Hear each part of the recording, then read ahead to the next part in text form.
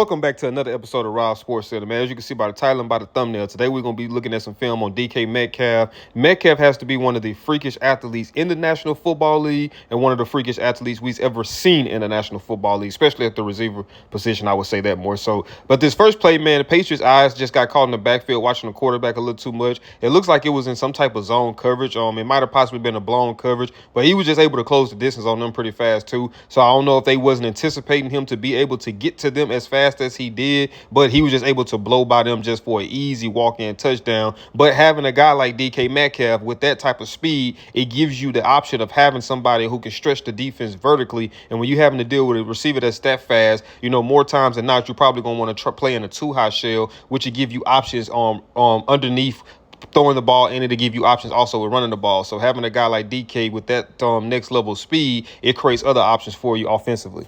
So this was a beautiful throw and a beautiful catch right here. Beautiful throw from Geno and a beautiful catch from Metcalf. This was a 2nd and 1, so it wasn't necessarily a gotta-have-it situation. So Geno Smith on this play ended up rolling out of the pocket to allow this play to develop down the field because I think that it was a comeback route. So he did a good job at, extending the play and giving Metcalf a little bit more time to kind of work back towards the ball. And Metcalf just does a good job at hauling that catch in. I always talk about those difficult catch ability, you know what I mean? And I think that's something that we don't really pinpoint enough when it comes to receivers. We get so accustomed to just seeing like the basic catches, like like whether it's a slant, whether it's a hitch, whether it's a go ball, the catches that honestly it's a high percentage pretty much that you're going to catch that ball. Now we don't see a whole bunch of them making these catches where they having to kind of contort their body and come back to the ball or adjust to whatever the situation is, whether it's them having to try to catch the ball if it's thrown too low or them having to try to catch the ball on working against the sideline. So that's something that we kind of need to pinpoint on. And right here, DK Metcalf showcases his ability to not only blow the top off a defense from the first clip, but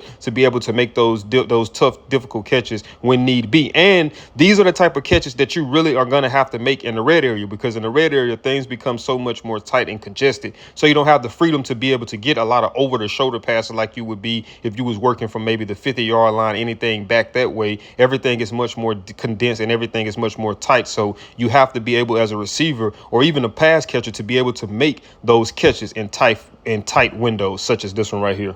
So on this play right here, man, he was just showing off. If you see right here, he kind of just ran a drag route across the field. Geno Smith, once again, did a pretty good job at, being able to kind of get out of the pocket a little bit to extend the play and kind of be able to pull the linebacker, pull the guy that was covering him in, and be able to kind of just dip it off to him for a little easy catch and run. But, he does the extravagant with this Michael Jordan-like jump hurdle over this defender's head. That's what I say. Like, these are the things that he brings to the table, man. When you just look at DK Metcalf, man, he's a physically opposing guy, once you see him. But then when you just look at the things that he's able to do with that size, you just be like, wow. Like, you seen the first play where he was able to blow the top off the defense with his speed. You see the second play where he was able to, adjust to the pass, the sideline catch, and make an acrobatic catch on the sideline. And now you got this play right here where he takes a simple little throw and catch route that, obviously might have went for the first down, but he makes it look so much more phenomenal with the hurdle over the defender to get the first down. So this was two things, man. For one, this was one of those little boy moments right here, man. Just look at how he was able to moss this defensive back. But this is also, DK Metcalf is also one of those players that he's down there somewhat type of player, meaning that, if all else fails, I can just throw the ball up there and I know that he's going to possibly make a play on it, which he did. Had a one-on-one matchup idealistically. He hesitated at first. I'm not quite sure if that was by design or what, or was he expecting the corner to kind of drop down a little bit and then try to hit him over the top, but the corner just stayed over the top of him. Geno Smith, once again, the outside guy lost containment, rushed past him, and allowed for him to step up and roll out the pocket, and he just lobbed the ball up, and Metcalf just once again made a spectacular catch. But also, too, just look at also the catch, but then just look at him being able to get both feet down as well to secure the catch. So, man, this isn't even fair, man. Like, you look at the size of Metcalf. Metcalf is like, what, 6'4", maybe 6'5", like 230 some pounds. And look at the way this guy moves. For one, just look at the speed. That's already unfair. Normally, when you see guys that's as big as Metcalf, they might be fast, but they're normally, when it comes to route running, their route running isn't necessarily the best, obviously, because of they're big. And I think a lot of big receivers just rely on jump balls, so they just never really perfect the actual art of route running. But just look at this, man. Metcalf run routes as if he's like a 6'1", 5'11" wide receiver. Like, he just does a good job at selling this. And we've seen too that he has that ability, once again, to that deep play ability, that ability to be able to stretch out a defense. And then I always say that, in terms of an offense, what can be a deciding factor in how successful y'all are in a game or throughout the course of a season is the ability. Are we able to hit those splash home run plays like this right here? And whenever you have a receiver like DK Metcalf, he brings that to the table, to where you do have the option of hitting those over the top plays. But let's go back and look at this. I just want to kind of show y'all the attention to detail on this route and kind of how he sold it. So look at the head. Watch his face. Watch his head. Watch this. Boom, he break it. Now he looking back at the quarterback, right? So now based off of not just him looking back at the quarterback, but him even selling as if he was going to go across the corner, or the safety was going to try to jump down to try to kind of rob that route in a sense, but he just caught him, out of position. Obviously he sold the fake. The safety went forward, and he just kind of kept that thing going straight up the field. And Geno Smith just put a perfectly placed ball on him, so where it can just fall in his hands, and he gonna walk into the end zone for an easy, calm catch and run.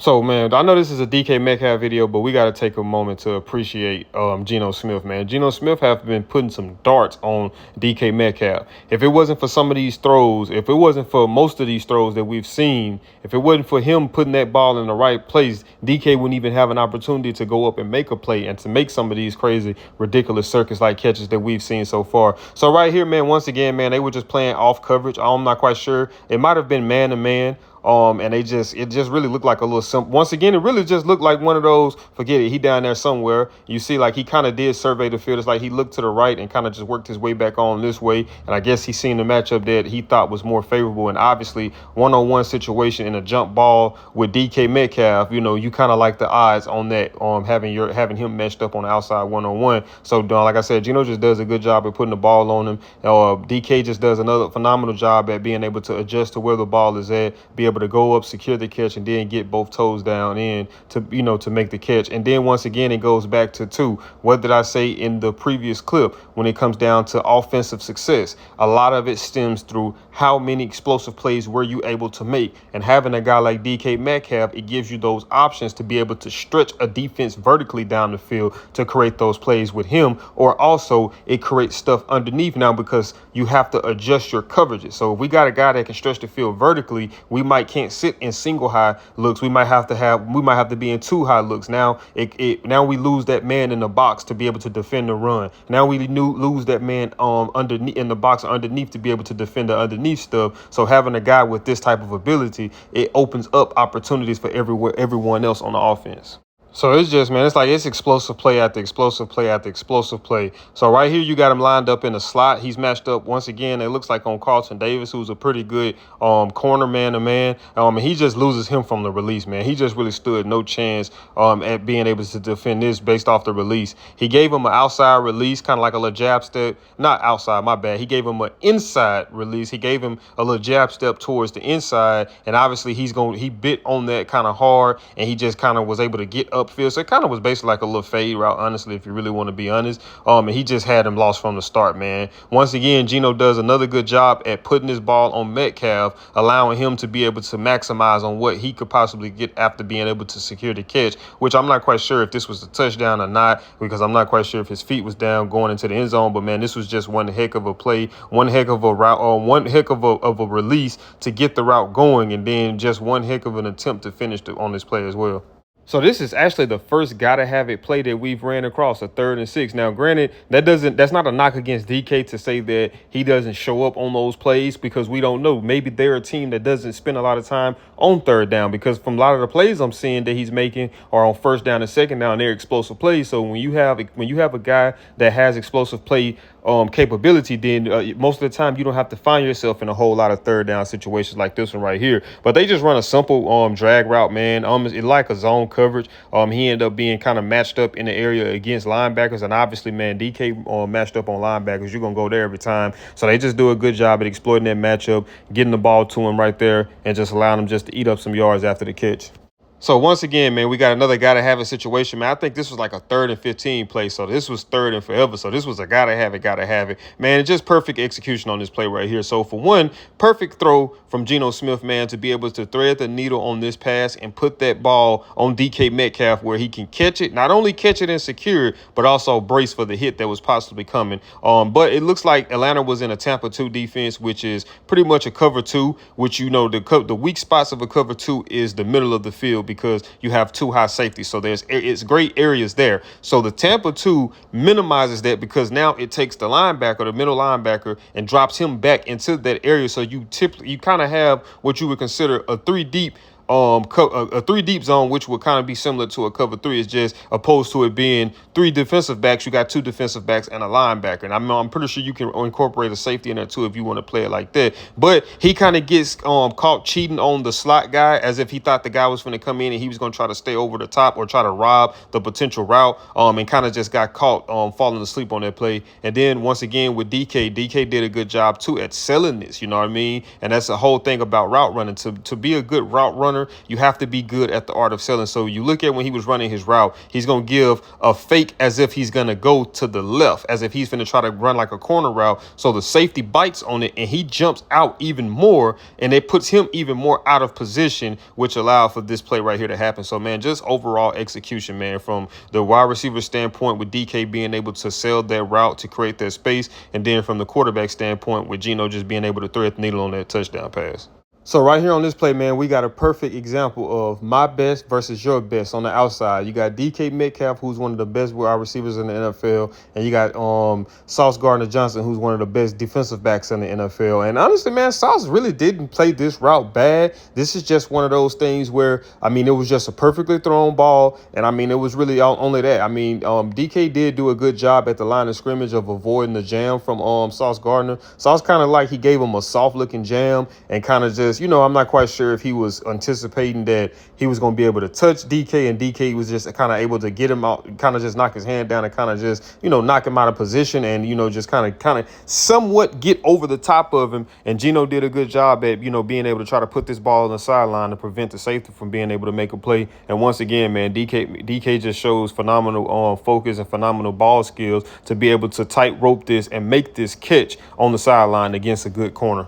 So, man, I ain't gonna lie, man. Breaking film down, man, I'm falling in love with Metcalf, man. Obviously, based off of his statue alone, you already love what you see, him being as big as he is. But like I say, man, once again, when you look at the speed, when you look at the athleticism, when you look at the route running, when you look at the catching ability, man, there's just so much to love about this guy, man. Like right here, he just does a double move, and, you know, he just kind of catches he gets the cornerback. He just, you know, man, it was almost like an Allen Iverson crossover right there, man. He was able to sell it inside. But then the thing about him, too, is that he's so fast, right? So the corner 2 was being a little aggressive, right? The corner probably was thinking like, okay, if they finna throw this, I'm finna drive downhill and make a play on the ball, whether that's a pick or I'm gonna make sure that I secure the tackle. So him kind of being a little bit greedy is kind of what put him out of position. And obviously with DK Metcalf, once he gets over the top of you like this right here with that speed, you can pretty much kiss the baby on that one. Now, that's a situation where you would say, Geno, man, I would love to see you have put that out, let him out a little bit more,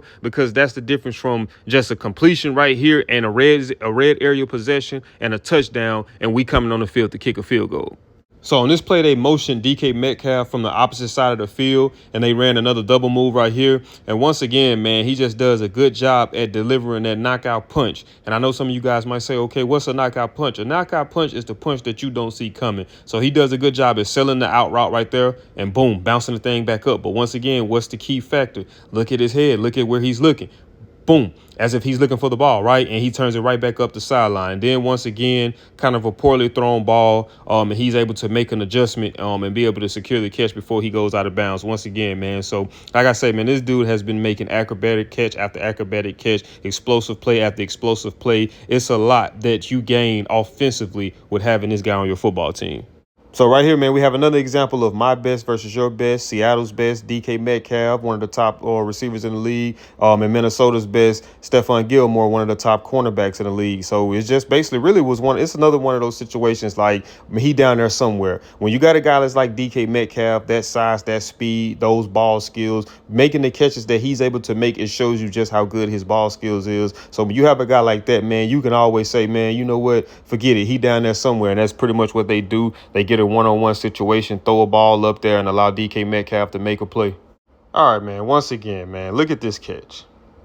Look at this catch. This right here was another phenomenal catch, man. This dude, man, this was probably one of my most exciting film sessions that I have been doing so far, breaking down DK Metcalf, man. Like, that's why I've been loving breaking down film, man, because you will have it in your mind sometimes that certain guys aren't effective, that they aren't good until you go watch film and you be like, man, I did not know that this dude was eating like this. And, man, DK was eating, man. Like I say, he's the embodiment of explosiveness. I mean, majority of his plays that he was making were explosive down the field plays. And a lot of his catches he were making were difficult catches where he was having to adjust his body just like this one right here and make some very, very difficult catches. Like I said, that's a deciding factor for me. And considering how good a wide receiver is, everybody can make a pass when the pass is idealistic, when it's right between the numbers, when it's right there in your hands. Now, what happens when it's out of your radius? What happens when it's too low? What happens when it's too high? What's happened when you're pinned up against the sideline? Can you make those tough catches?